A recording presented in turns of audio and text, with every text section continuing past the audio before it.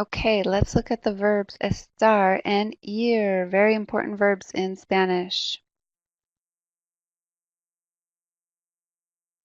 So we have the verb estar. You're going to use the verb estar to say location and how you feel, like a temporary condition, like happy, sad, sick, scared, alone, something like that.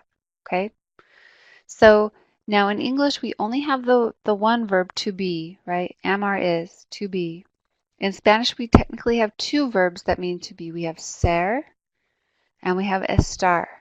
So we use them for different types of things. I point that out because when we're using estar to say location, it's just like in English you would say the pen is on the table. That's what we're using estar for. Okay, location. Where are things at? The building is next to the house. Okay, so here are our conjugations for estar. You'll notice if you look just at the endings, they really follow the same endings for the most part as regular AR verbs. Just this first one is a little off, but the rest follow the regular pattern. As, a, amos, ais, an.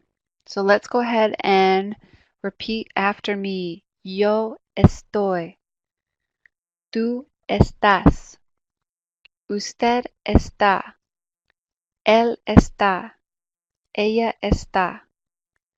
Nosotros estamos. Vosotros estáis. Ustedes están. Ellos están. Okay, so let's practice using this verb. So if we wanted to say he is bored, how would we say that? ¿Cómo se dice? He is bored. So using our verb chart here, we have he, él, está, and then the word for bored. Aburrido. Él está aburrido. And it is important to use accent marks when using this verb. I am nervous. ¿Cómo se dice? I am nervous. So use our verb chart here. We have yo estoy. Yo estoy nervioso if you're a male, nerviosa if you're a female. They are busy. Let's use our verb chart here. Let's find they. Ellos están. So we have ellos están ocupados.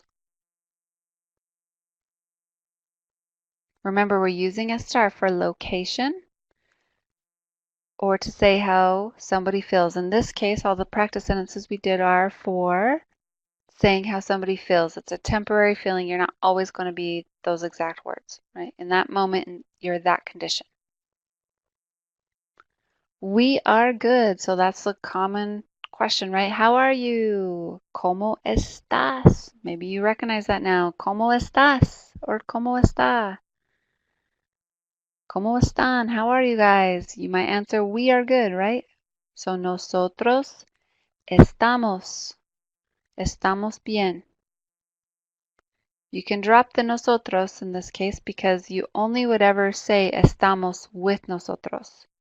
So when you say estamos, it's kind of implied we are. You are tired. Estás cansado or cansada. In this case, we did the informal version, right? Tú estás. Estás cansado. Again, we can drop the tú in this case because estás is implied. It goes with two. It only ever goes with two. I am happy. So which one goes with I? Estoy. And again, it's male or female. So contento, male. Contenta, female. Estoy contenta. Okay, so let's double check our differences here between estar and ser. We have estar. We use it for location, saying where something is. The house is next to, it's on the table, etc.